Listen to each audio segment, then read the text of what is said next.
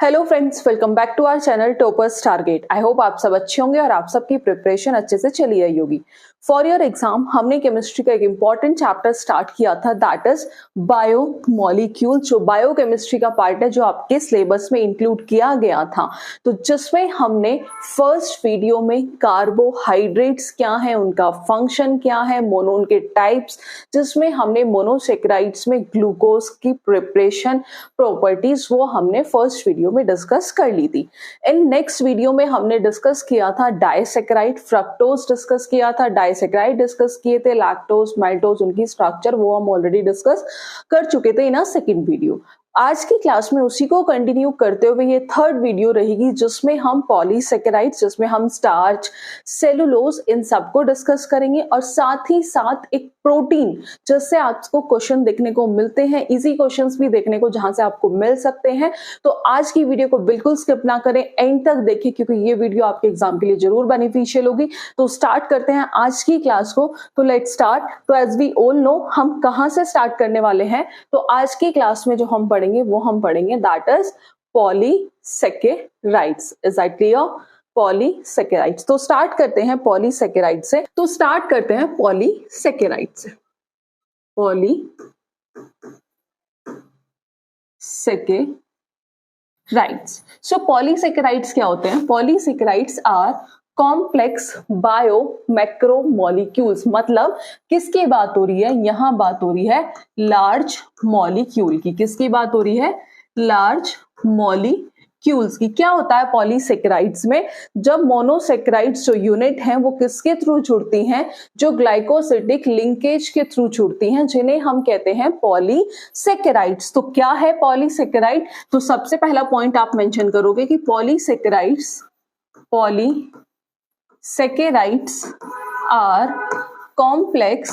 are complex bio macromolecules. Is that clear?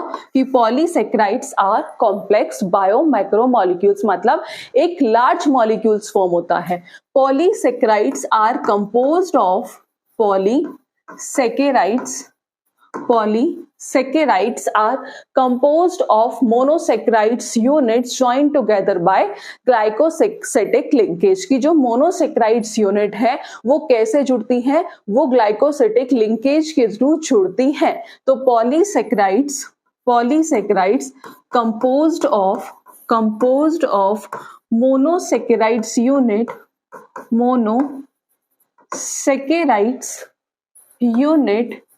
joined together by glycosidic linkage। किसके through जुड़ती है? Bye glycosidic linkage, जिसे हम glycosidic bond भी कहते हैं। Is that clear? जो हमने प्रीवियस वीडियो में डिस्कस भी किया था, कि हमने देखा था किसके अंदर, एग्जाम्पल देखा था हमने स्टार्च के अंदर। स्टार्च क्या था? स्टार्च एक डाइसेकेराइड था। ठीक है, स्टार्च क्या था? एक डाइसेकेराइड्स था। ठीक है, स्टार्च क्या था? स्टार्च एक डाइसेकेराइड्स था, जिसमें हमने देखा था कि जो स्टार्च है वो किस किस से मिलके बन रहा था? तो वो अल्फा डी ग्लूकोज और फ्रक्टोज से मिलके बन रहा था। तो अल्फा डी ग्लूकोज के C1 से और अल्फा डी ग्लूकोज के C2 कार्बन से मिलके बन रहा था। तो उसमें इनमें क्या हो रहा था? ये बन किससे रहा था? ग्लूकोज और फ्रक्टोज से। दोनों ही क्या है? दोनों मोनोसेक्राइड्स यूनिट है। तो जब दो मोनोसेक्राइड यूनिट एक दूसरे के साथ जुड़ रही थी, जब जिसमें से वाटर मॉलिक्यूल्स का रिमूवल हो रहा था, और कौन सा बॉन्ड फॉर्म हो रहा था? Glycosidic bond. और उसी को हम क्या कहते हैं? उसी को कहते हैं ग्लाइकोसिडिक लिंकेज। उसी को हम क्या कहते हैं? उसी को कहते हैं ग्लाइकोसिडिक लिंकेज। तो carbohydrate which add a large number of monosaccharide unit, कि ऐसा कार्बोहाइड्रेट, की पॉलीसेक्राइड क्या है? एक कार्बोहाइड्रेट है। ऐसा कार्बोहाइड्रेट जो हमें large number of monosaccharides unit देता है ऑन हाइड्रोलाइसिस, जिसे हम कहते हैं पॉलीसेक्राइड। जिसे हम क्या कहते हैं? That is known as polysaccharide. की carbohydrate which yield a large number of monosaccharides unit. हम लिख सकते हैं कि कार्बोहाइड्रेट ऐसा carbohydrate which yield a large number of large number of monosaccharides unit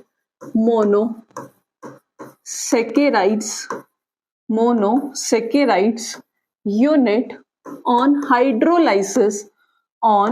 hydrolysis कि हाइड्रोलाइसिस होने पर जो कार्बोहाइड्रेट लार्ज नंबर में मोनोसेक्राइड्स यूनिट कंटेन करे उसे हम क्या कहते हैं, उसे हम कहते हैं पॉलीसेकेराइड्स। क्या कहते हैं?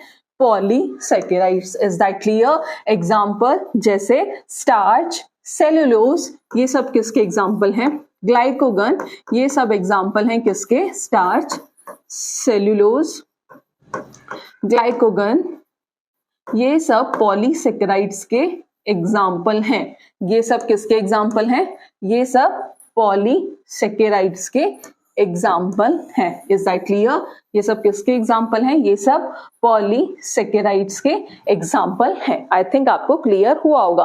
और पॉलीसेकेराइड्स या फिर पॉलीकार्बोहाइड्रेट ये मोस्ट अबंडेंट कार्बोहाइड्रेट है जो फूड में प्रेजेंट होते हैं। तो हम लिख सकते हैं कि पॉलीसेकेराइड्स और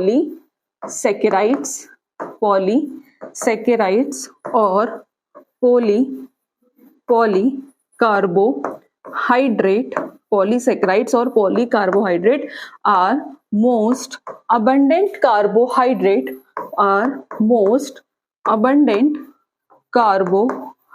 जो कहाँ पाए जाते हैं? Found in food.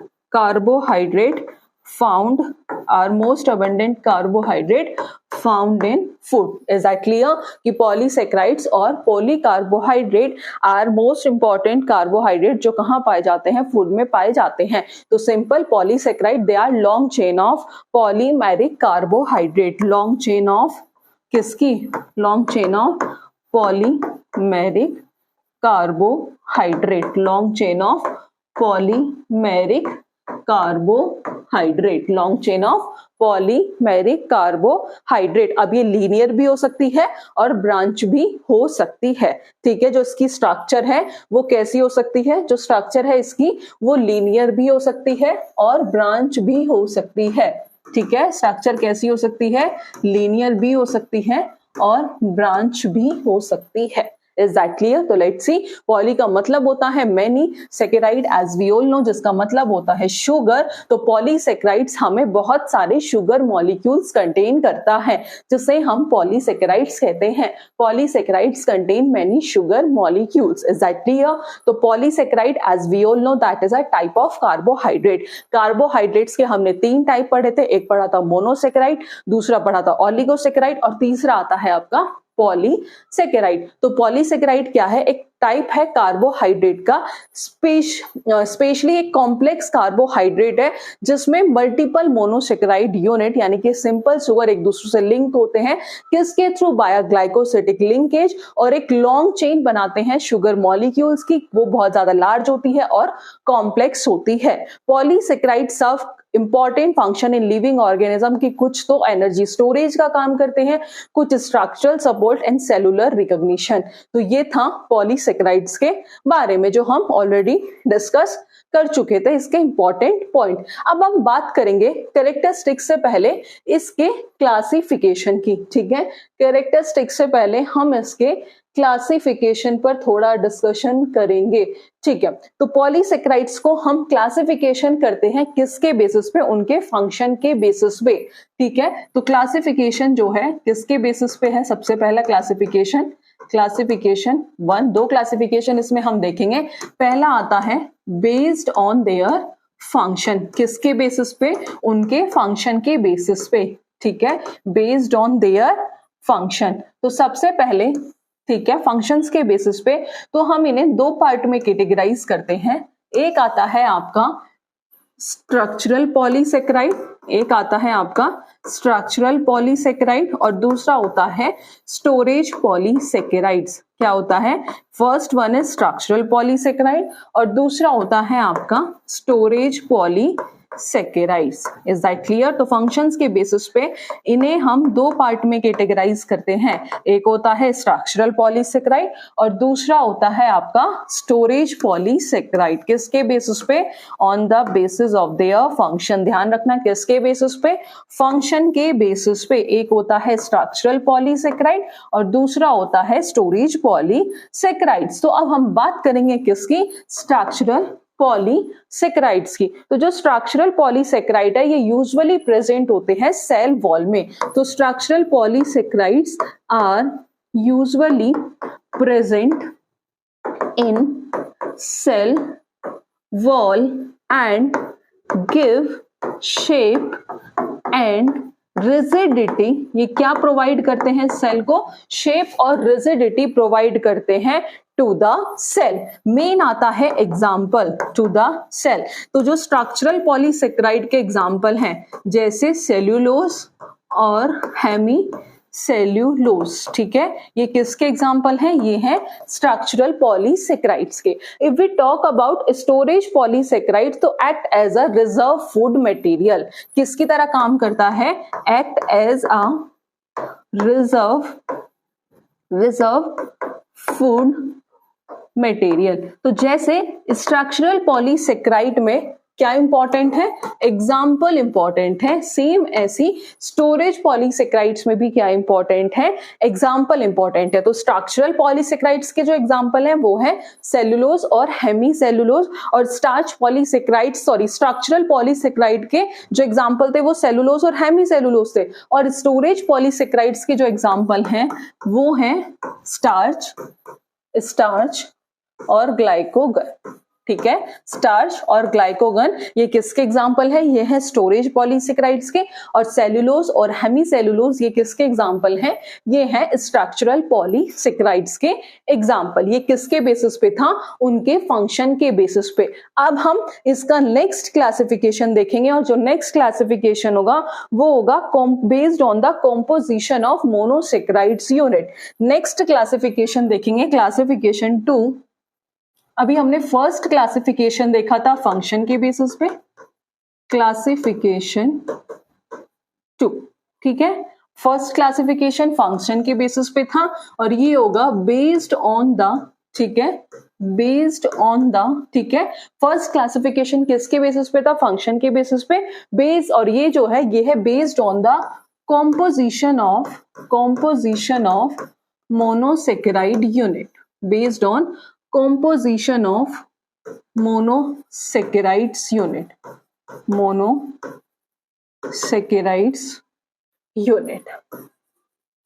इसे भी हम इस बेसिस पे कितने पार्ट में कैटेगराइज करते हैं? दो पार्ट में कैटेगराइज करते हैं, ठीक है। जैसे हमने फंक्शन में देखा था, फंक्शन के बेसिस पे भी हमने दो पार्ट में कैटेगराइज किया था।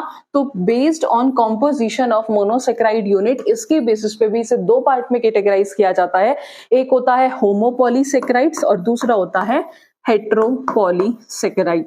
फर्स्ट है आपका होमोपॉलीसेकेराइड्स और दूसरा होता है आपका heteropolysaccharides. Is that clear? Homopolysaccharides और हेट्रोपॉलीसेकेराइड्स। होमोपॉलीसेकेराइड्स और दूसरा आता है आपका हेट्रोपॉलीसेकेराइड, ठीक है।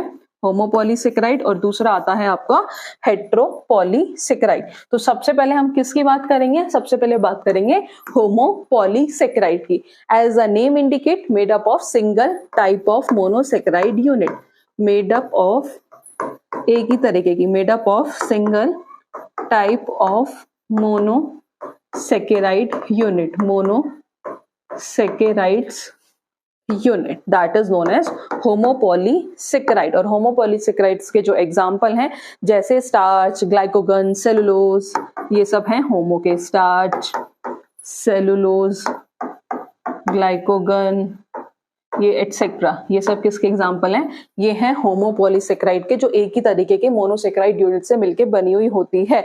और ये जो है heteropolysaccharide, made up of more than one type of, ठीक है, made up of more than one type of monosaccharide unit, monosaccharides unit जिसे हम कहते हैं हेट्रोपॉलीसेकेराइड, जिसमें एग्जाम्पल आता है हेमीसेलुलोज। किसका एग्जाम्पल आता है? हेमीसेलुलोज। Is that clear? तो इनके एग्जाम्पल ध्यान रखना, होमोपॉलीसेकेराइड और हेट्रोपॉलीसेकेराइड। तो हमने क्लासिफिकेशन देख लिया किस किस के बेसिस पे, फंक्शन के बेसिस पे, और दूसरा क्लासिफिकेशन देख लिया हमने based on the compositions of monosaccharides units के बेसिस पे, होमोपॉलीसेकेराइड्स और हेट्रोपॉलीसेकेराइड्स। Is that clear? अब हम एक एक करके पॉलीसेकेराइड्स को डिस्कस करेंगे। जो सबसे पहले हम डिस्कस करने वाले हैं वो हम करेंगे स्टार्च को। जो सबसे पहले हम डिस्कस करने वाले हैं वो हम करेंगे स्टार्च को। तो सबसे पहले डिस्कस करेंगे स्टार्च। ठीक है, इंपॉर्टेंट है, यहां से आपको क्वेश्चंस देखने को मिलते हैं। तो सबसे पहले जो हम डिस्कस करेंगे वो हम करेंगे स्टार्च। ठीक है, तो जो सबसे पहले बात करें अगर हम स्टार्च की, ठीक है, तो स्टार्च क्या है? स्टार्च एक स्टोरेज पॉलीसेकेराइड्स है इन प्लांट सेल। जैसा कि अभी हमने देखा भी था, मैं आपको अगर दिखाऊं, अभी हमने स्ट्रक्चर और स्टोरेज में देखा था, तो जो स्टोरेज का एग्जाम्पल था that is starch. Is that clear? किसका एग्जाम्पल था? दैट इज स्टोरेज पॉलीसेकेराइड की जो स्टार्च है। ठीक है, starch is a storage polysaccharide in plant cell. ठीक है, स्टार्च क्या है? Starch is a plant cell में किसका काम करता है? Storage polysaccharide. ये कुछ इंपॉर्टेंट पॉइंट है जहां से क्वेश्चंस आने के चांसेस है। ठीक है, स्टार्च क्या है? एक स्टोरेज पॉलीसेकेराइड है in plant cell. Is that clear? First point था इसका कि जो स्टार्च है वो क्या है? एक स्टोरेज पॉलीसेकेराइड है इन अ प्लांट सेल, और ये मोस्ट इंपॉर्टेंट डाइटरी सोर्स है for human being. It is the most important dietary source. It is the most important, it is the most important dietary source, it is the most important dietary source for human being. It is the most important dietary source for human being. ये most important dietary source है किसके लिए? Human being के लिए। तो starch एक storage polysaccharides है in plant cell and it is the most important dietary source for human being. Is that clear? As we all know कि जो starch है जिस उसका high content किस में पाया जाता है? High content is found in high content किसका? किसकी बात कर रहे हैं हम? स्टार्च की। High content of starch is, बहुत बार यहां से क्वेश्चंस भी आ जाता है कि हाई कंटेंट जो है स्टार्च का वो किस में पाया जाता है? तो वो पाया जाता है सेरेल्स में, रूट्स में, ट्यूबर्स में। ठीक है, सेरेल्स, रूट्स, ट्यूबर्स एटसेट्रा। ठीक है, cereals, roots, tuber etcetera. That is कि जो हाई कंटेंट है स्टार्च का वो किस में पाया जाता है? वो पाया जाता है सेरेल्स, रूट्स और ट्यूबर्स में। अब इंपॉर्टेंट चीज क्या है कि ये पॉलीमर किसका है? तो starch is a polymer of alpha glucose. That is important point, ये हम लिखेंगे दूसरे कलर से। Starch is a polymer of, किसका पॉलीमर है? अल्फा ग्लूकोज का। That is important. Starch is a polymer of alpha glucose. Is that clear? कि जो स्टार्च है वो किसका पॉलीमर होता है? Starch is a polymer of alpha glucose. ध्यान रखना। और स्टार्च के दो कंपोनेंट होते हैं। स्टार्च के दो कंपोनेंट होते हैं। Starch has two component.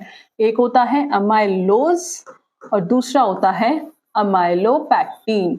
Amylose और एमाइलोपैक्टिन। अगर बात करें किसकी? सबसे पहले बात करें अमाइलोज की। स्टार्च के दो कंपोनेंट होते हैं, एक होता है अमाइलोज और दूसरा होता है अमाइलोपैक्टिन। अमाइलोज और अमाइलोपैक्टिन। तो अमाइलोज की बात कर रहे थे हम, तो इसमें C1C4 लिंकेज होती है किसकी?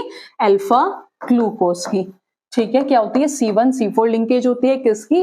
अल्फा ग्लूकोज की। और इसमें कौन सी चेन देखने को मिलती है? इसमें हमें स्ट्रेट और लीनियर चेन देखने को मिलती है। इसमें हमें स्ट्रेट और कैसी चेन देखने को मिलती है? लीनियर चेन देखने को मिलती है। ठीक है, अगर पूछ लिया जाए ये कैसा होता है, दैट इज वाटर सॉल्यूबल।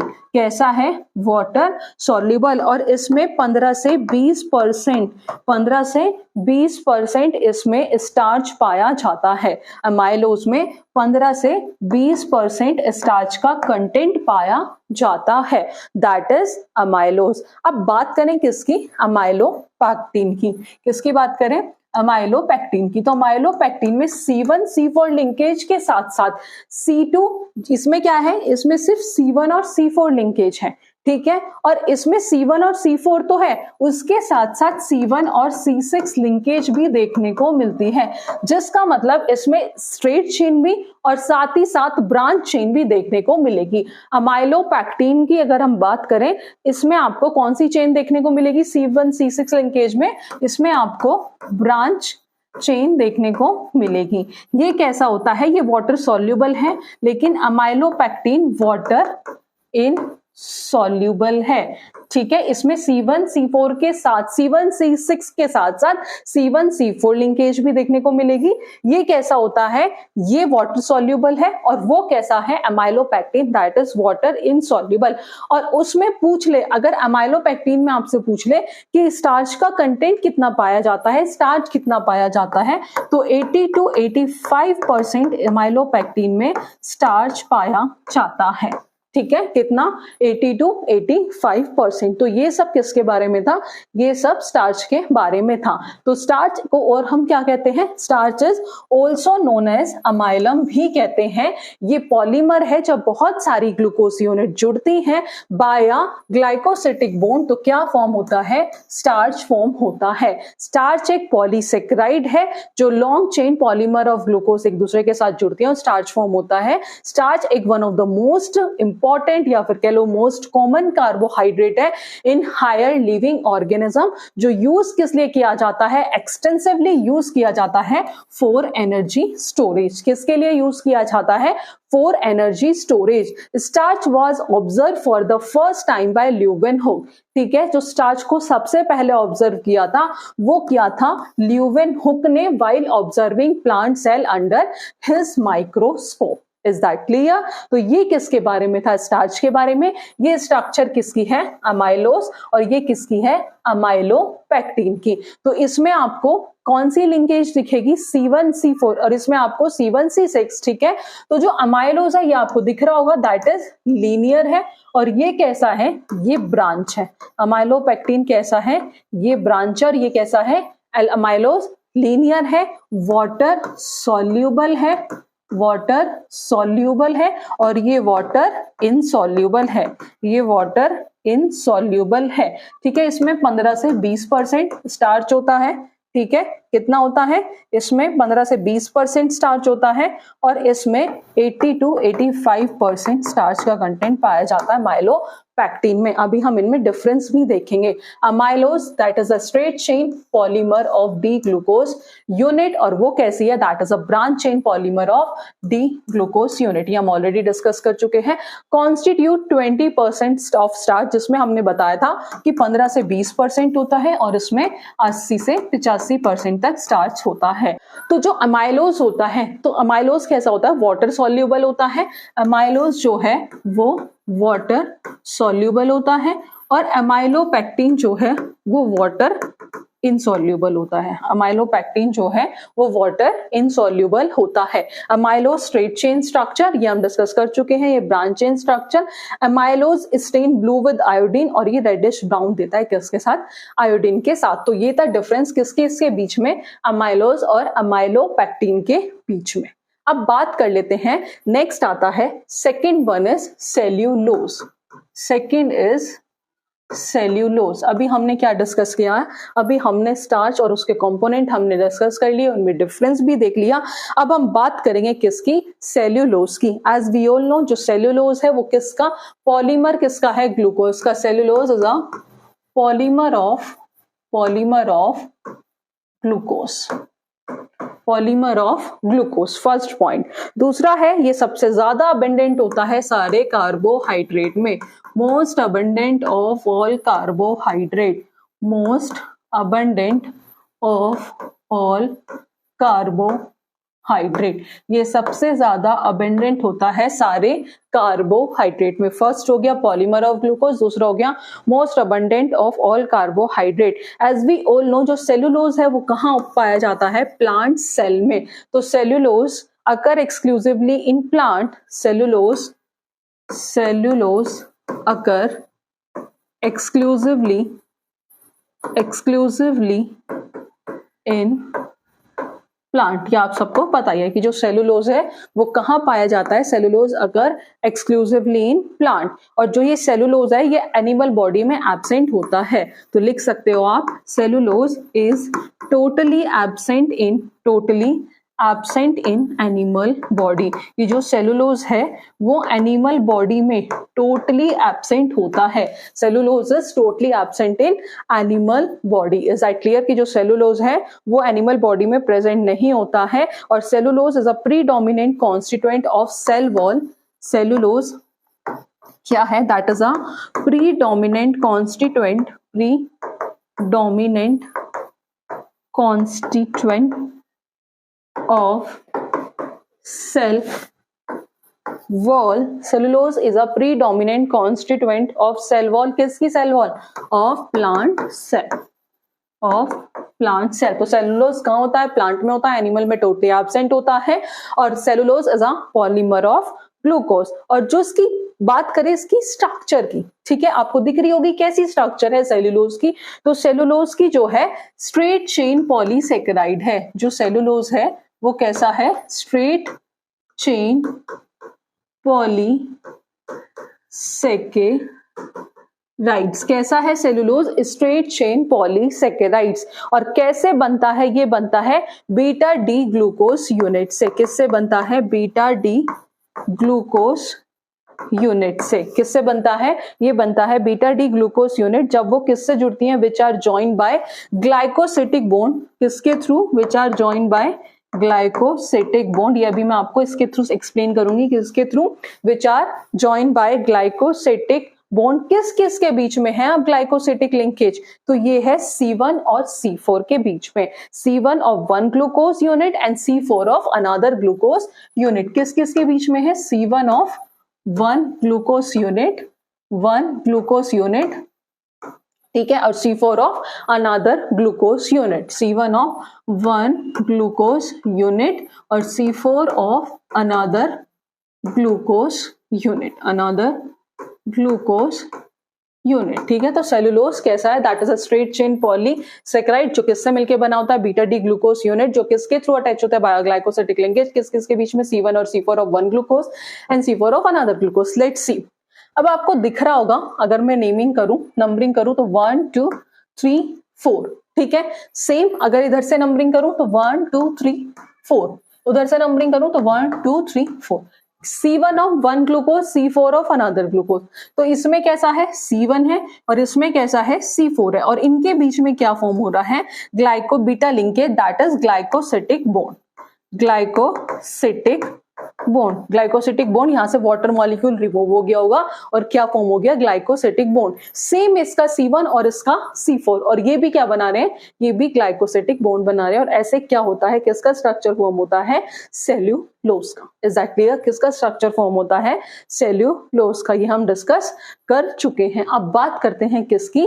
ग्लाइकोगन की, ठीक है। हमने स्टार्च डिस्कस कर लिया, सेलुलोज डिस्कस कर लिया, अब हम बात करेंगे ग्लाइकोगन। ग्लाइकोगन को हम और क्या कहते हैं? ग्लाइकोगन को कहते हैं that is known as animal starch. क्या कहते हैं ग्लाइकोगन को? ग्लाइकोगन को हम कहते हैं that is known as animal starch, की ऐसा कार्बोहाइड्रेट जो एनिमल बॉडी में स्टोर होता है, इसीलिए इसे क्या कहा जाता है? Animal starch. की ऐसा कार्बोहाइड्रेट जो एनिमल बॉडी में क्या होता है? स्टोर होता है, एनिमल बॉडी में स्टोर होता है, जिसलिए इसे क्या कहा जाता है? जिसलिए इसे ग्लाइकोगन कहा जाता है। क्या कहा जाता है?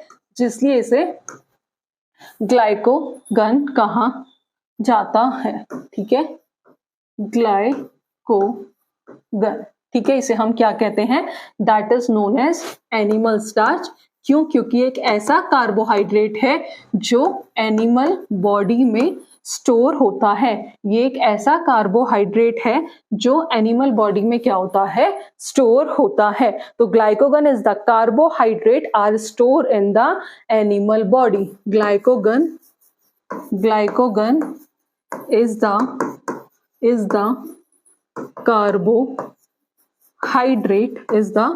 carbohydrate stored in the animal body as glycogen। Is that clear कि जो ग्लाइकोगन एक ऐसा कार्बोहाइड्रेट है जो कहाँ स्टोर होता है। Glycogen is the carbohydrate are store in the, जो स्टोर कहाँ होता है, एनिमल बॉडी में। किस फॉर्म में, एज ग्लाइकोगन। क्योंकि जो इसकी स्ट्रक्चर है वो किसके सिमिलर होती है, इसकी स्ट्रक्चर अमाइलोपेक्टिन के सिमिलर होती है। तो जो ग्लाइकोगन एक ऐसा कार्बोहाइड्रेट है जो स्टोर होता है एनिमल बॉडी में एज ग्लाइकोगन, जिस वजह से इसे हम क्या कहते हैं, that is known as animal starch. तो it is also known as animal starch. It is also known as animal starch. और इसकी जो स्ट्रक्चर है वो किसके सिमिलर होती है, वो अमाइलोपेक्टिन के सिमिलर होती है। इसकी जो स्ट्रक्चर है वो सिमिलर होती है किसके, अमाइलोपेक्टिन के। और ये प्रेजेंट कहाँ होता है, it is present in liver, brain. तो ठीक है, जो ग्लाइकोगन है वो कहाँ प्रेजेंट होता है, लीवर, मसल, ब्रेन। ठीक है, अगर पूछ ले कि जो ग्लाइकोगन है वो कहाँ प्रेजेंट होता है, ये होता है लीवर में, मसल में और ब्रेन में। ये क्वेश्चन भी बहुत बार पूछ लिया जाता है। तो ग्लाइकोगन कहाँ प्रेजेंट होता है, ये होता है लीवर, मसल्स और ब्रेन में। ग्लाइकोगन प्लांट में भी पाया जाता है, ये नोट कर लेना। ग्लाइकोगन इज फाउंड इन प्लांट, यही नोट कर लो। जो ग्लाइकोगन है वो प्लांट में भी पाया जाता है। Glycogen is found in plant. अब क्वेश्चन क्या है, क्या वो सारे प्लांट में प्रेजेंट होता है, तो ऐसा नहीं है। Glycogen is found in plant that do not possess chlorophyll. Glycogen is found in plant that do not possess chlorophyll. Ma'am example बता दो। बिल्कुल, इसका जो एग्जाम्पल होगा वो होगा ईस्ट। ठीक है, ग्लाइकोगन जो है वो प्लांट में पाया जाता है, that does not possess chlorophyll. East और फंजाई इसके एग्जाम्पल होंगे। किसके एग्जाम्पल हैं ये, ठीक है, कि ग्लाइकोगन, ऐसे ग्लाइकोगन जो कहाँ पाए जाते हैं, प्लांट में, that do not possess chlorophyll. और जब हमारी बॉडी को ग्लूकोज की नीड होती है तो enzyme break the glycogen down to glucose. ठीक है, तो लेट्स सी, हम बात कर रहे हैं किसकी, ग्लाइकोगन की। तो ग्लाइकोगन एक एनर्जी रिजर्व कार्बोहाइड्रेट है, किसके लिए, एनिमल्स के लिए। प्रैक्टिकली जितने भी मैमेलियन सेल है वो कंटेन करते हैं सम स्टोर कार्बोहाइड्रेट, किसकी फॉर्म में, in the form of glycogen. But it is specially abundant कहाँ होता है, लीवर में 4 to 8% by weight of tissue, and in skeleton muscle 0.5 to 1%। इसका परसेंट कोई नहीं पूछ रहा, बट पता होना चाहिए कि कहाँ होता है। जैसे स्टार्च प्लांट में होता है, तो ग्लाइकोगन कहाँ पाया जाता है, as granules in livers and muscle cell, that is glycogen. तो एक बार स्टार्च और ग्लाइकोगन में डिफरेंस देख लेते हैं। तो स्टार्च ये प्राइमरी सोर्स है of storing carbohydrate in plant, और वो किसके लिए, primary source of storing energy और storing carbohydrate in animal and fungi. ठीक है, it is extensively found in grains and some vegetables, और ये कहाँ पाया जाता है, एनिमल्स में, as small granules in liver. ठीक है, तो branching in starch is longer and sometime even coil, कभी कभी कॉइल भी होती है, वैसे ज्यादातर लंबी होती है, बट इसमें शॉर्टर होती है स्टार्च से। ठीक है, ये पाया सिर्फ किस में जाता है, प्लांट में, और ये एनिमल्स में, और साथ ही साथ कुछ सम फंजाई में ये पाया जाता है, जो हम एग्जाम्पल डिस्कस कर चुके हैं। अभी तक हमने स्टार्च, ठीक है, ग्लाइकोगन, सेलुलोज, ये हम डिस्कस कर चुके हैं। एक दो और इंपॉर्टेंट है, दैट इज काइटिन, वो देख लेते हैं। यहां से भी क्वेश्चन आने के चांसेस है, इसलिए हम डिस्कस कर रहे हैं। तो काइटिन क्या है, that is the second most abundant carbohydrate, second most abundant carbohydrate। ठीक है, that is the second most abundant carbohydrate, polymer of N acetyl, polymer of carbohydrate, polymer से जनरली क्वेश्चन आएगा, that is N acetyl, polymer of N acetyl glucosamine. ये important, ठीक है। That is the second most abundant carbohydrate polymer of N acetyl glucosamine, और ये कहाँ present होता है? Cell wall of fungi, as we all know, present in the cell wall of fungi, present in the cell wall of fungi, ठीक है। Chitin, as we all know, ये कहाँ present होता है?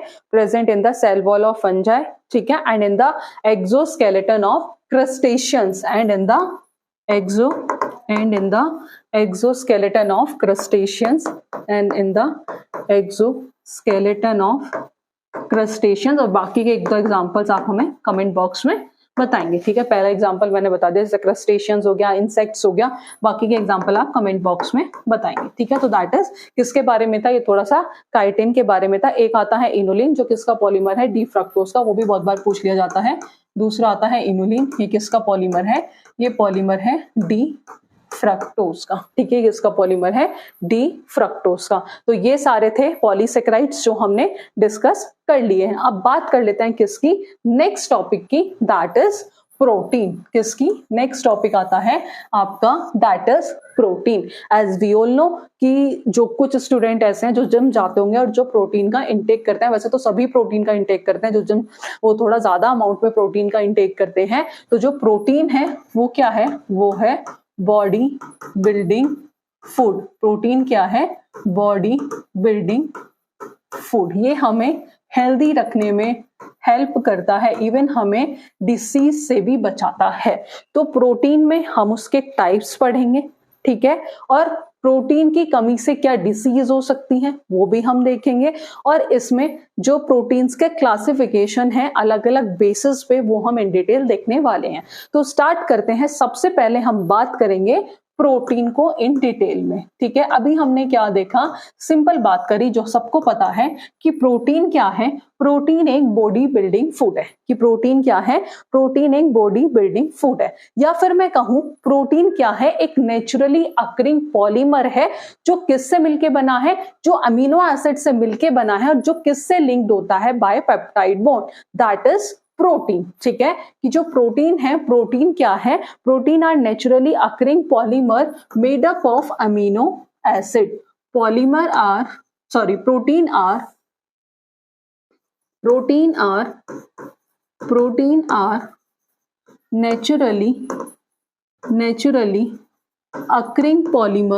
naturally occurring polymer जो किससे मिलके बना हुआ होता है?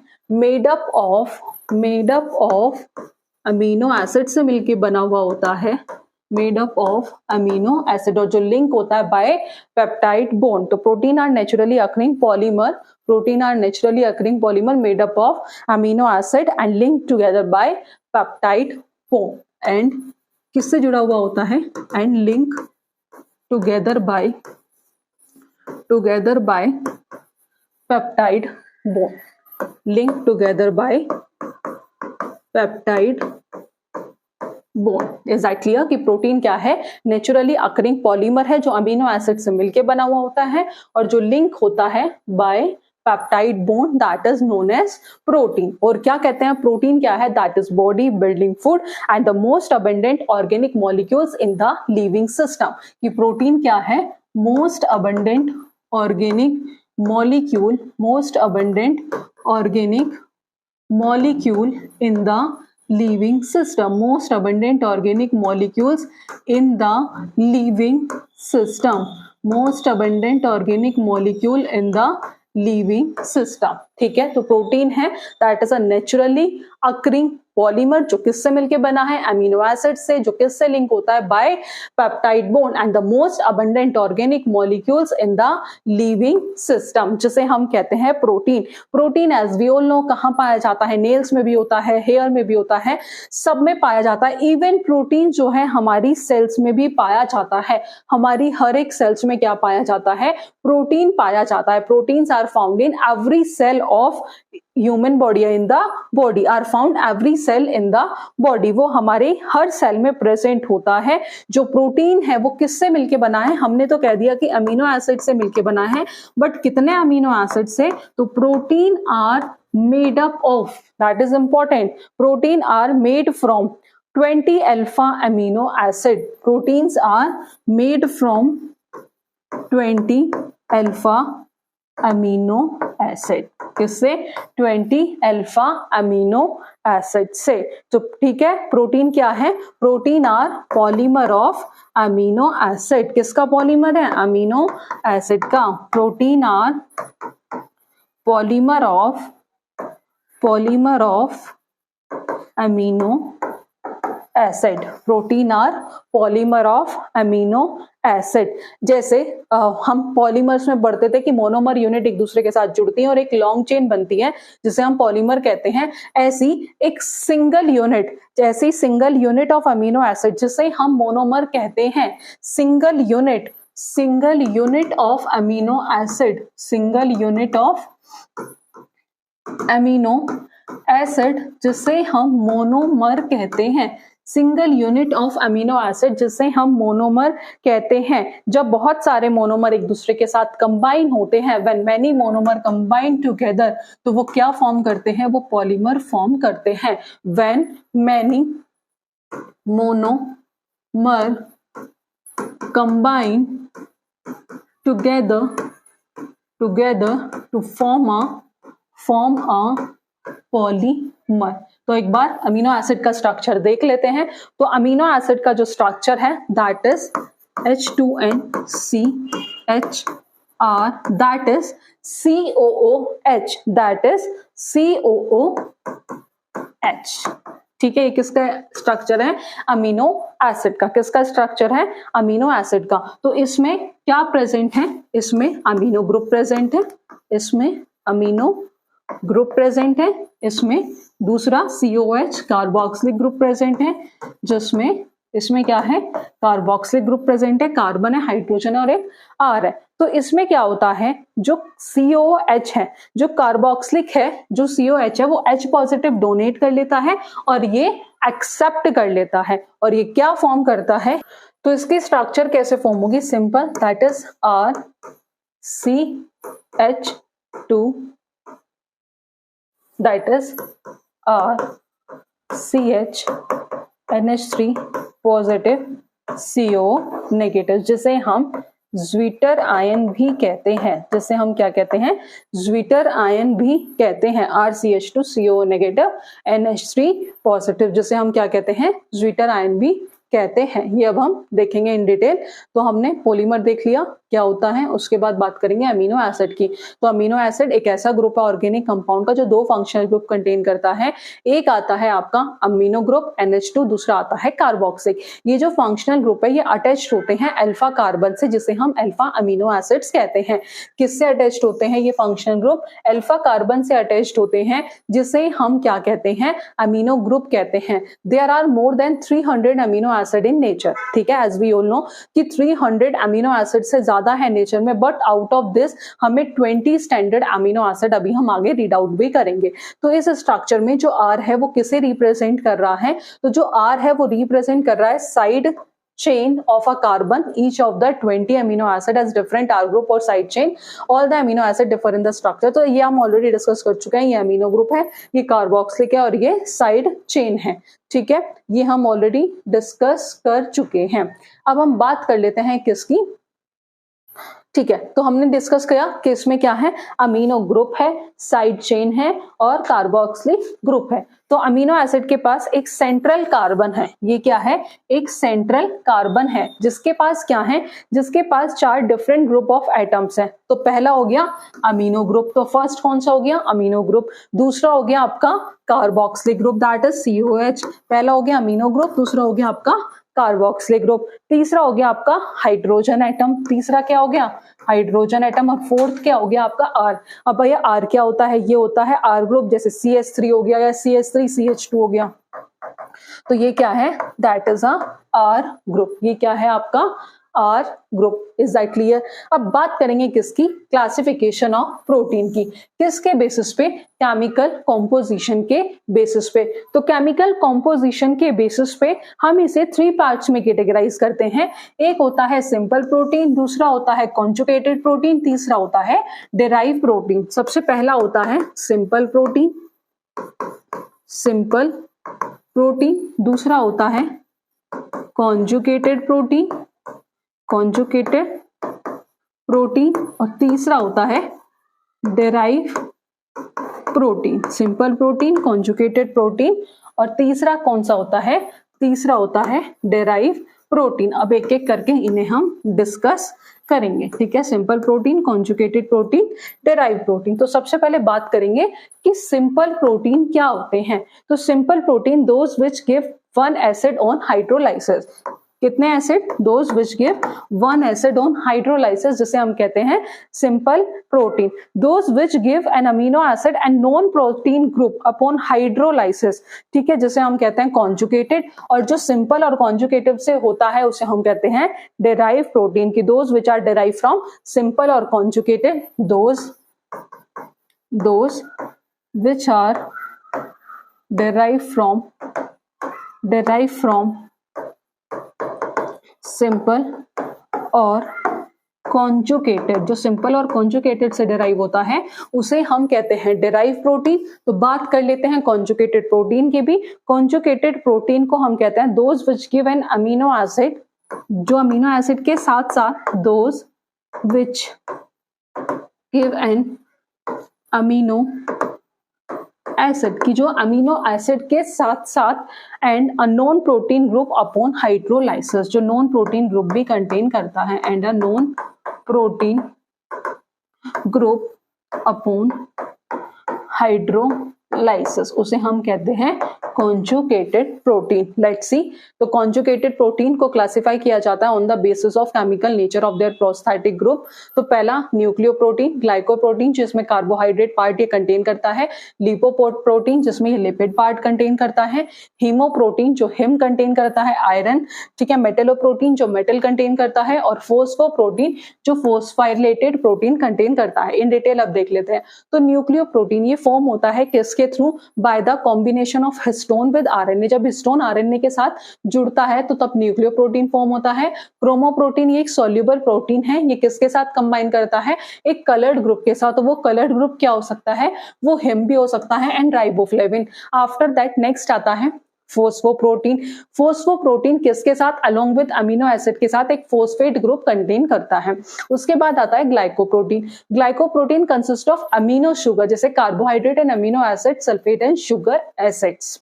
नेक्स्ट आता है आपका लिपोप्रोटीन। लिपोप्रोटीन कॉम्बिनेशन होता है प्रोटीन का किसके साथ? लिपिड के साथ, जो कहाँ पाया जाता है? ब्रेन एंड मेम्ब्रेन में। उसके बाद मेटलोप्रोटीन, जो बहुत सारे मेटल्स होते हैं जैसे आयरन हो गया, जिंक हो गया, कोबाल्ट हो गया, ये अटैच्ड होते हैं सिंपल प्रोटीन से, ठीक है। अभी हमने क्लासिफिकेशन देखा था किसके बेसिस पे? वो हमने देखा था केमिकल कॉम्पोजिशन के बेसिस पे। अब हम जो क्लासिफिकेशन देखेंगे वो इनकी शेप के अकॉर्डिंग देखेंगे कि प्रोटीन को हम क्लासिफाई करते हैं on the basis of their shape. तो दो टाइप्स होती हैं, एक होता है ग्लोबुलर प्रोटीन और दूसरा होता है फाइब्रस प्रोटीन। अब दोनों को एक एक करके डिस्कस करते हैं। तो सबसे पहले हम बात करेंगे किसकी? ग्लोबुलर प्रोटीन की। थोड़ा थ्योरेटिकल है, आपको एग्जांपल्स इसमें ध्यान रखने हैं। आप पूछ लिया जाएगा कि इनमें से कौन सा ग्लोबुलर प्रोटीन है। तो जो ग्लोबुलर प्रोटीन होते हैं वो जनरली वाटर के अंदर सॉल्युबल होते हैं, और the polypeptide chain are tightly folded in a globular shape. जैसा आपको डायग्राम में दिख रहा होगा कि जो पॉलीपेप्टाइड चेन्स हैं वो कैसे हैं? वो टाइटली फोल्डेड है इन अ किसमें? ग्लोबुलर शेप में। जिसका एग्जाम्पल है एंजाइम्स, हीमोग्लोबिन और मायोग्लोबिन। ये सब किसके एग्जाम्पल हैं? ये हैं ग्लोबुलर प्रोटीन के। कि एंजाइम, हीमोग्लोबिन, मायोग्लोबिन ये किसके एग्जाम्पल हैं? ये हैं ग्लोबुलर प्रोटीन के। अब बात करेंगे किसकी?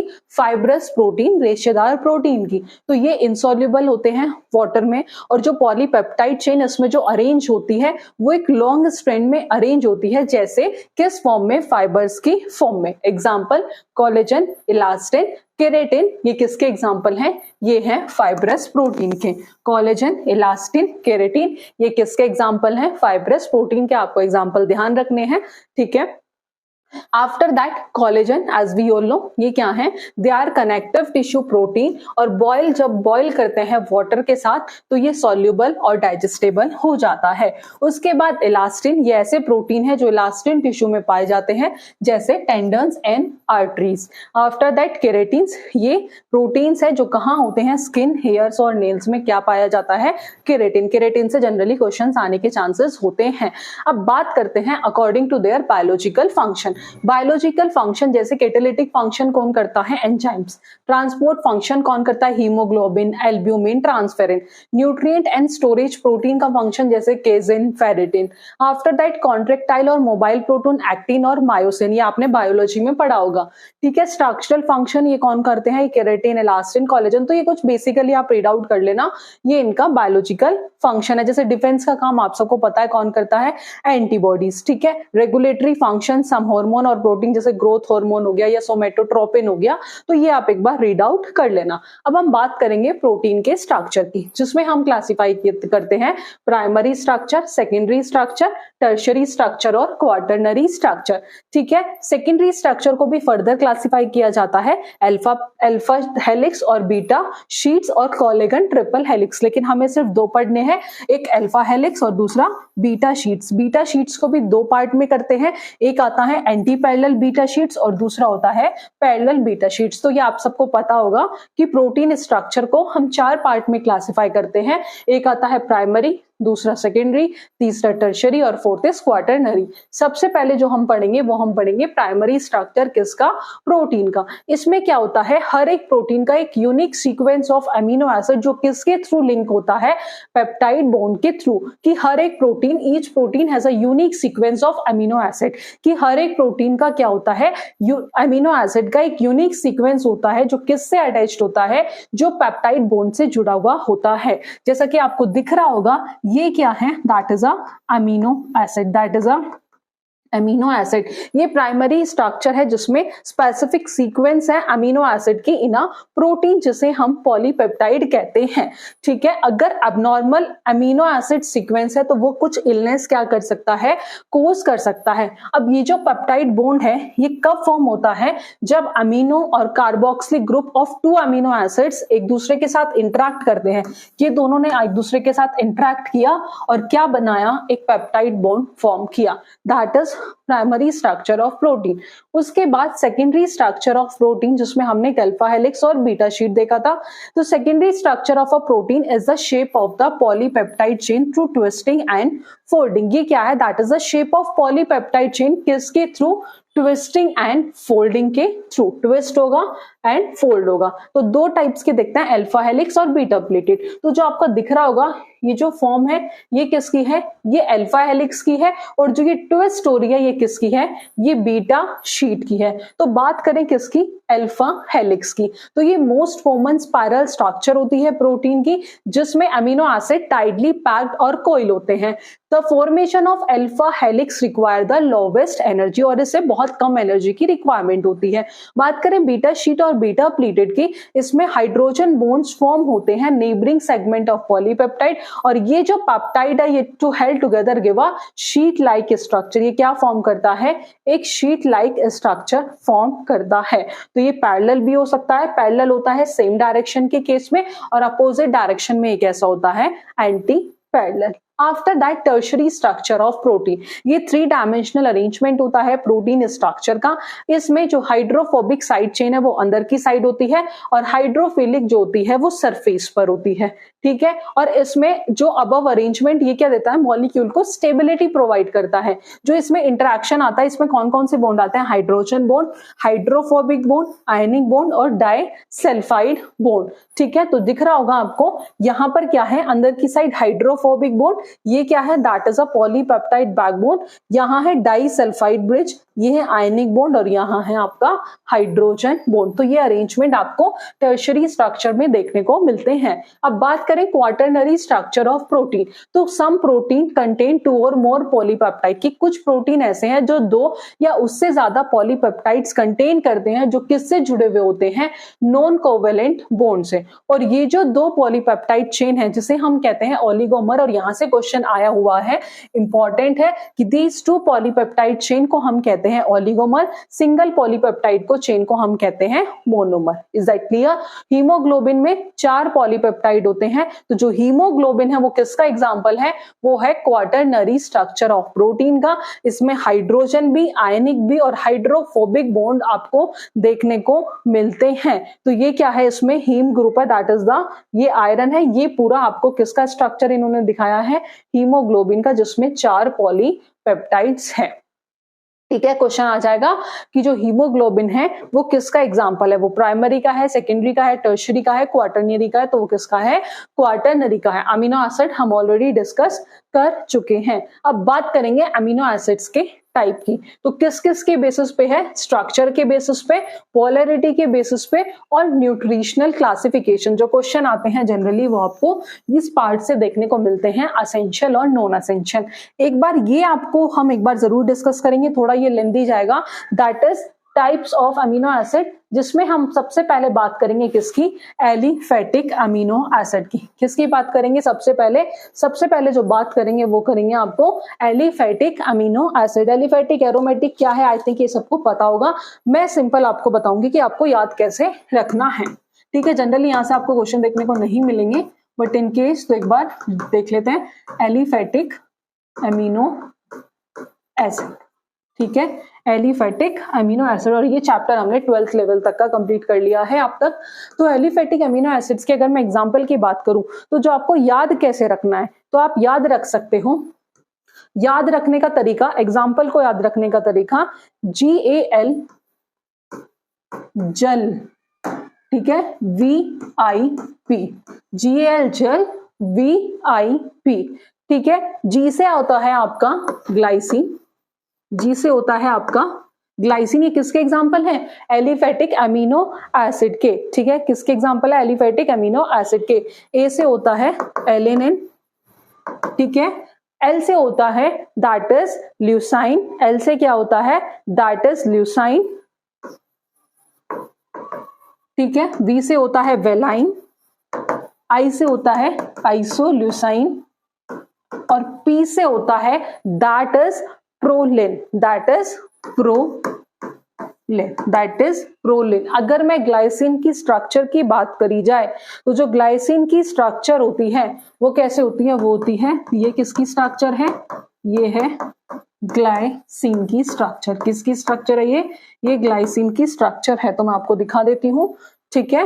तो ये जो है कुछ एग्जाम्पल यहाँ नहीं गिवन है, ये रहे, जो एलेनिल है, ग्लाइसिन है, ठीक है, वेलाइन है, ठीक है, ल्यूसाइन है, आइसोल्यूसाइन है। ये सब किसके एग्जाम्पल हैं?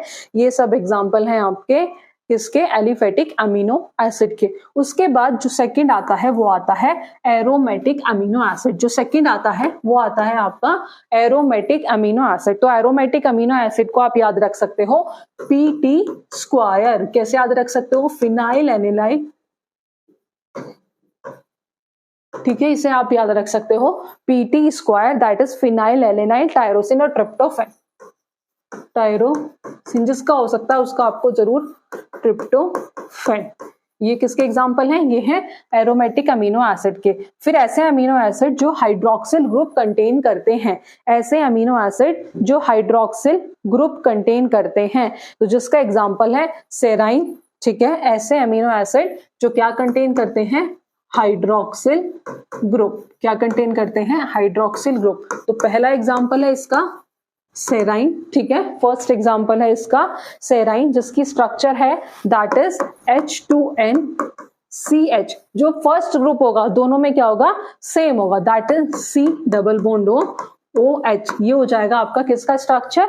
सेराइन का स्ट्रक्चर, दैट इज CH2OH। ये क्या है? जिसमें हाइड्रोक्सिल ग्रुप प्रेजेंट है। तो इसका पहला एग्जाम्पल है सेराइन और दूसरा है थ्रियोनाइन। और नेक्स्ट जो एग्जाम्पल है इसका वो है थ्रियोनाइन, ठीक है। नेक्स्ट जो एग्जाम्पल है इसका वो है थ्रियोनाइन। आफ्टर दैट जो नेक्स्ट आता है वो आता है सल्फर कंटेनिंग अमीनो एसिड। जो नेक्स्ट आता है आपका वो आता है सल्फर कंटेनिंग अमीनो एसिड। तो सल्फर कंटेनिंग अमीनो एसिड को आप कैसे याद रखोगे? Sulphur containing amino acid. इसकी शॉर्ट फॉर्म क्या है, इसे आप कैसे याद रखोगे, इसे आप याद रख सकते हो CM से। किससे याद रख सकते हो, CM से, ठीक है। CM तो पहला आएगा आपका सिस्टीन और मेथियोनेन, ठीक है, मेथियो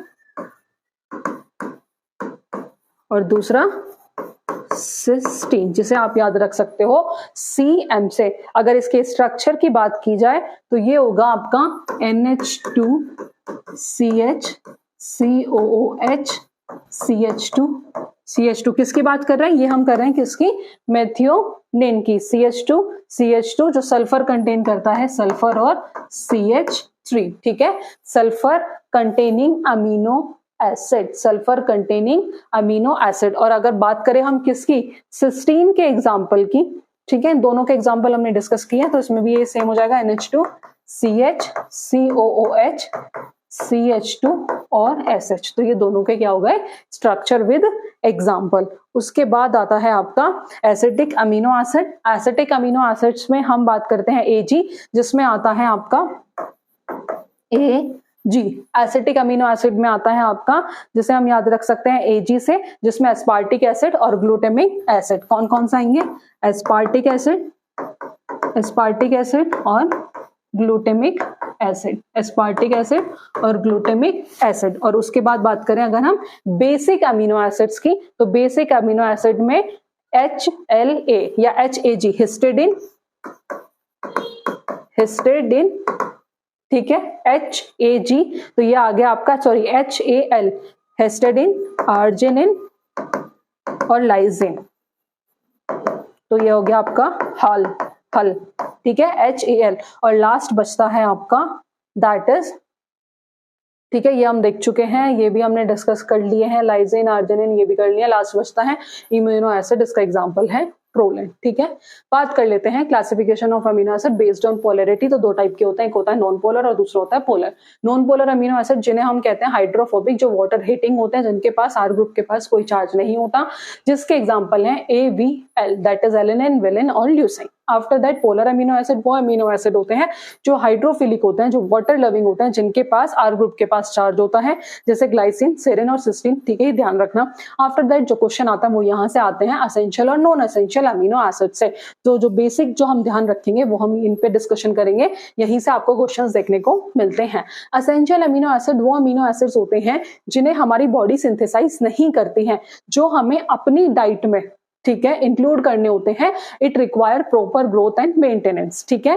अगर बात करें नॉन एसेंशियल अमीनो एसिड की, जिन्हें हमारी बॉडी खुद सिंथेसाइज करती है, जिन्हें हमें डाइट में कंज्यूम नहीं करना होता, और ये भी कितने होते हैं, 20 टोटल अमीनो एसिड होता है, 10 एसेंशियल और 10 नॉन एसेंशियल। मैम इन्हें याद करने की ट्रिक बता दो, तो आपको मैं एसेंशियल अमीनो एसिड्स की ट्रिक बता देती हूँ। एसेंशियल अमीनो एसिड, ठीक है, एसेंशियल अमीनो एसिड की ट्रिक बता रही हूं, बाकी का आपको पता ही चल जाएगा खुद ही। बाकी क्या है, नॉन एसेंशियल, तो VIP होल में TT, ये आप ऐसे याद रखना, VIP होल में TT, ठीक है, V से वेलाइन,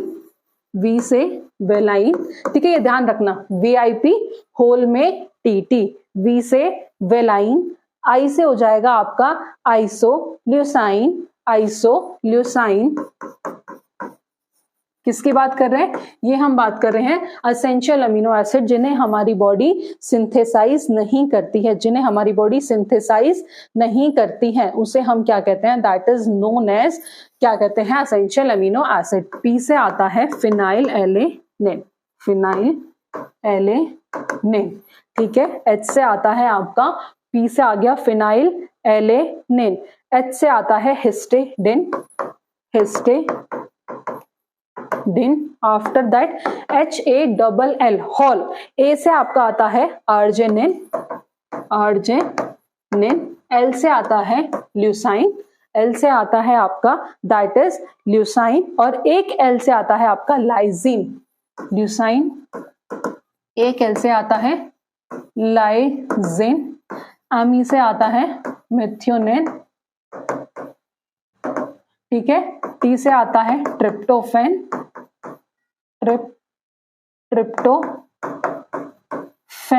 ठीक है, T से आता है ट्रिप्टोफैन, फेन और दूसरे से आता है आपका थ्रियोनाइन, ठीक है, टी से आता है थ्रियोनाइन,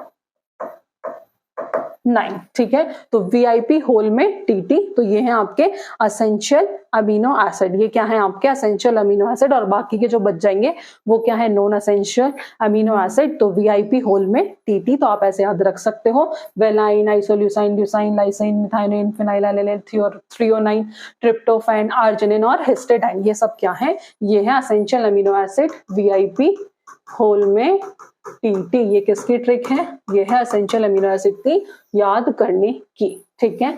आफ्टर दैट अब कुछ टेस्ट होते हैं रिएक्शन ऑफ प्रोटीन। तो सबसे पहला होता है आपका ब्यूरेट टेस्ट। ब्यूरेट टेस्ट किस लिए किया जाता है, बेसिकली ये टेस्ट करते हैं प्रोटीन के आइडेंटिफिकेशन के लिए। तो ब्यूरेट टेस्ट कंटेन करता है copper sulphate in an alkaline solution, जो कंटेन करता है सोडियम पोटेशियम टार्ट्रेट। तो प्रोड्यूस ये जो प्रोटीन है ये Cu2 पॉजिटिव को रिड्यूस कर देता है Cu पॉजिटिव में। जब प्रोटीन को ट्रीट किया जाता है ब्यूरेट टेस्ट के साथ, अगर वो वॉयलेट कलर दे दे तो ये टेस्ट क्या होगा, कंफर्म होगा, और किसके लिए होगा, प्रोटीन के लिए। उसके बाद आता है ज़ेंथोप्रोटिक टेस्ट। ज़ेंथोप्रोटिक टेस्ट हम किस लिए करते हैं, हम अमीनो एसिड को डिटेक्शंस के लिए टेस्ट करते हैं जो कंटेन करते हैं एरोमेटिक न्यूक्लियस, जैसे tyrosine, tryptophan and phenylalanine in a protein solution. जो येलो कलर देता है इसका हम डायरेक्ट ऐसे देख लेते हैं, ये एक ज़ेंथोप्रोटिक टेस्ट है। यहाँ पर ज़ेंथोप्रोटिक टेस्ट नेगेटिव है, यहाँ पर पॉजिटिव है। पॉजिटिव क्यों है, यहाँ पर अमीनो एसिड्स प्रेजेंट हैं, presence of aromatic amino acid जैसे टायरोसिन और ट्रिप्टोफैन, और प्रेजेंस ऑफ डार्क येलो या फिर ऑरेंज कलर क्या बताता है कि इसके अंदर एरोमेटिक अमीनो एसिड्स प्रेजेंट है। उसके बाद आता है मिलन्स टेस्ट। इसमें भी क्या होता है, ये किस लिए होता है, प्रेजेंस ऑफ टायरोसिन और फिनोल कंटेनिंग कंपाउंड के लिए टेस्ट होता है। अगर रेड और पिंक कलर्ड प्रेसिपिटेट आ जाए, पीपीटी फॉर्म हो जाए, प्रेसिपिटेट आ जाए, ब्रिक रेड कलर भी आता है जिसे हम बोलते हैं, किस लिए है, ये मिलन्स टेस्ट के लिए है। अगर रेड और पिंक कलर प्रेसिपिटेट एब्सेंट है तो ये किसकी कैसा हो जाएगा, नेगेटिव टेस्ट, अगर है तो पॉजिटिव टेस्ट। उसके बाद आती हैं कुछ डेफिशिएंसी। तो पहली जो डेफिशिएंसी है वो है क्वाशीकॉर। तो ये एक सिवियर प्रोटीन माल न्यूट्रिशन डिसीज है जो अपीयर होती है 1 to 4 ईयर वाले बच्चों के साथ। इसमें सिम्टम्स क्या हैं, जो ग्रोथ है वो रिटार्ड हो जाती है। एडिमा मतलब क्या होता है, वो excess water in the body tissue, जिसके वजह से बॉडी में क्या हो जाती है, स्वेल आ जाती है। अल्ट्रेशन इन द स्किन मतलब पैचेस या फिर हमारी जो स्किन है वो रेड हो जाती है। हेयर पिगमेंटेशन, टेक्सचर का चेंज होना मतलब स्किन का कलर डार्क होना, चेंज होना। लीवर का एनलार्जमेंट होना, वॉमिटिंग, डायरिया। स्टूल जो है वो कंटेन करता है अनडाइजेस्टेड फूड। ये सब किसके सिम्टम्स हैं, ये क्वाशीकॉर के सिम्टम्स हैं, जिसके कोजेस क्या है, मदर की हेल्थ अच्छी नहीं होना, large family size, termination, delay होना ब्रेस्ट फीडिंग में, इवन एनवायरमेंटल कंडीशन भी इसका रीजन है, और ओवर डाइल्यूटेड काउ मिल्क भी इसका रीजन है। कैसे क्योर कर सकते हैं, तो हम अपनी डाइट में प्रोटीन का कंटेंट बढ़ा सकते हैं, जैसे मिल्क और egg. Soybeans are the best vegetable source of protein, ठीक है। कुछ इसके टेस्ट भी होते हैं, जैसे bloods level, creatinine and potassium, urine analysis और कंप्लीट ब्लड काउंट। ये कुछ इसके डायग्नोस्टिक टेस्ट हैं, तो ये आपको ध्यान रखना होगा। उसके बाद जो नेक्स्ट आता है आपका, दैट इज मैरस्मस। तो ये सेम डिसीज है जैसे क्वाशीकॉर की है, but occur before in infant below 1 year of age ये देखने को मिलती है। ये भी किस वजह से होती है, जब न्यूट्रिशनल डेफिशिएंसी, जब कार्बोहाइड्रेट प्रोटीन क्या हो, कम हो। Stoppage of early breast feeding is the most important cause. Providing वही है, जब हम प्रोटीन को अपनी डाइट में बढ़ाएंगे तभी हम इस डिसीज से बच्चे जो हैं वो बच पाएंगे। तो ये भी बच्चों में देखने को मिलती है, वो भी बच्चों को देखने में मिलती है, लेकिन whose diets are deficient of protein और उसकी protein and calories. A develop in children, ये भी बच्चों में ही डेवलप होती है, ठीक है। ये जो बच्चों में देखने को मिलती है, ये 6 मंथ और 3 साल तक के बच्चों में देखने को मिलती है, और ये अंडर 1 ईयर ऑफ एज में देखने को मिलती है, जब हम जनरली हु फीड, जिसे बहुत ज्यादा डाइल्यूट कभी कभी गाय का दूध पिलाया जाता है। तो it is common in infant under 1 year of age who feed with very dilute cow milk, ठीक है। ऑडेमा इज प्रेजेंट, इसमें एब्सेंट होता है। Ribs are not very prominent, उसमें जो रिब्स है वो कैसी होती हैं, प्रोमिनिएंट होती हैं, जैसा कि आप डायग्राम में देख सकते हो। इसमें ठीक है, कैसे थिन एंड ब्रिटल हेयर है, फेस कैसा हो जाता है जैसे मून फेस हो, ठीक है, जो एब्डोमेन है वो थोड़ा फूल जाता है, और इस केस में मेरिस्मस के केस में मसल मास जो है वो लूज हो जाते हैं, सिमियन फेशियस हो जाते हैं, अजीब सा फेस हो जाता है, और थिन एंड ब्रिटल हेयर हो जाते हैं। ठीक है, तो ये कुछ डिसीज हैं जो प्रोटीन की कमी से होती हैं। तो आइए कुछ क्वेश्चन देख लेते हैं। लाइसिन और ट्रिप्टोफैन, तो जो लाइसिन और ट्रिप्टोफैन है ये प्रोटीन है, ये नॉन एसेंशियल अमीनो एसिड है या फिर एसेंशियल अमीनो एसिड है। तो हमने ट्रिक याद की थी, टीटी होल में वीआईपी, या वीआईपी हम ऐसे कर सकते हैं कि वीआईपी होल में टीटी, दोनों ही ट्रिक आप यूज कर सकते हो, वीआईपी होल में टीटी। ठीक है, अगर हमें एसेंशियल अमीनो एसिड लाइसिन और ट्रिप्टोफैन, तो ये लाइसिन भी है और ट्रिप्टोफैन है, तो ये कैसे होगा एसेंशियल अमीनो एसिड। तो जो आपका थर्ड ऑप्शन होगा ये क्या हो जाएगा करेक्ट आंसर। नेक्स्ट क्वेश्चन से पहले कुछ बायोमोलिक्यूल्स और उनके मोनोमर है, इंपॉर्टेंट है, याद रखना। कार्बोहाइड्रेट का जो मोनोमर है वो ग्लूकोज है, प्रोटीन का अमीनो एसिड है, लिपिड का फैटी एसिड और ग्लिसरॉल है, न्यूक्लिक एसिड का न्यूक्लियोटाइड है। Next question, which of the following is known as body building food, ये हमने डिस्कस किया था, वो कौन है प्रोटीन, तो जो थर्ड ऑप्शन होगा that is the correct answer. तो ये थे कुछ क्वेश्चन जो हमने एक दो क्वेश्चन ही डिस्कस किए हैं, इसकी हम पूरी सीरीज लेकर आएंगे इस चैप्टर के बेसिस पे, क्योंकि अभी न्यूक्लिक एसिड जो अपने आप में बड़ा टॉपिक है और हार्मोन्स वो बचता है, वो हम नेक्स्ट क्लास में डिस्कस करेंगे। तो हमने कार्बोहाइड्रेट्स, ठीक है, उसके टाइप्स इन डिटेल हम डिस्कस कर चुके हैं, विद हम प्रोटीन जो अपने आप में एक बड़ा पार्ट है वो भी हम डिस्कस कर चुके हैं। तो थ्योरेटिकल था, उसके एग्जांपल्स आप ध्यान रखना, वहीं से आपको क्वेश्चंस देखने को मिलेंगे। तो आज की क्लास में इतना ही, मिलते हैं नेक्स्ट क्लास में नेक्स्ट टॉपिक के साथ। Thank you for watching this video.